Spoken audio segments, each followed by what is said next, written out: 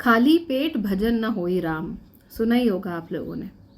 हमारी लोकोक्तियों में, हमारे मुहावरों में कई बार बहुत गहरी विजडम होती है, जो कई बार हम किताबें अगर ज़्यादा पढ़ लिख लेना तो समझ नहीं पाते।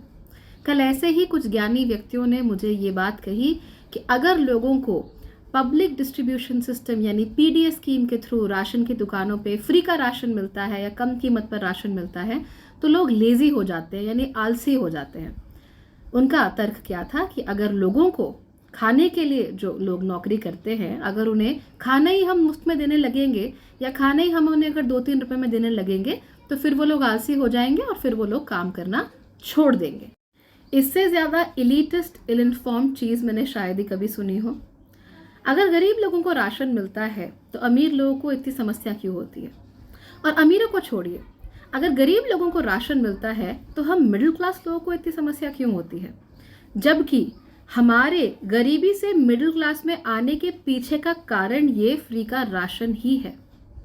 याद रखिए कि हम लोग आज भले ही मिडिल क्लास में ही जन्मे हो, लेकिन हमारे पुरखे यानी हमारी कम से कम पिछली 2 पीढ़ियां हाईली लाइकली कि उन्होंने भी इस पीडीएस स्कीम का लाभ उठाया है।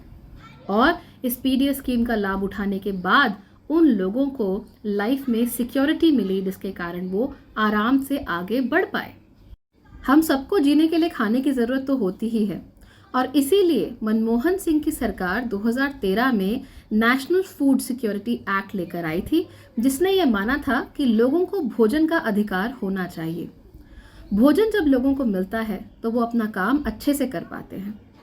आप लोग अच्छे से पढ़ाई इसीलिए कर पाए क्योंकि आपको 3 वक्त का खाना मिल रहा था और बीच में थोड़े थोड़े स्नैक्स भी मिल रहे थे। अगर यही चीज़ देश के सबसे गरीब लोगों को मिल पाती है तो उनके बच्चे भी पढ़ पाएंगे, उनके बच्चे भी ध्यान दे पाएंगे पढ़ाई में। उनके बच्चों को जब मिड डे मील योजना के तहत खाना मिलता है तो वो उनको पढ़ाई में मदद करता है और उनके विकास में, उनके ग्रोथ एंड डेवलपमेंट में बहुत मदद करता है। एंड इवेंचुअली अगर देश का ह्यूमन रिसोर्स अच्छी कंडीशन में है तो देश भी अच्छी कंडीशन में रहेगा। चलिए जाते जाते एक बात मुझे और समझा दीजिए। आप जब बच्चे थे तो क्या आप अपने माँ बाप को खाने का पैसा देते थे? Were you paying for your food and your clothing and your shelter to your parents? Definitely not. आपके पेरेंट्स अपनी कमाई से और हो सकता है अपना पेट काट कर आप लोगों की पढ़ाई का, आप लोगों के खाने का खर्चा उठा रहे थे। इसलिए उठा रहे थे ताकि आप लोग पढ़ लिख कर उनसे आगे बढ़ सके। अगर देश अपने नागरिकों के लिए ये करता है तो उसमें कोई गलत बात नहीं है।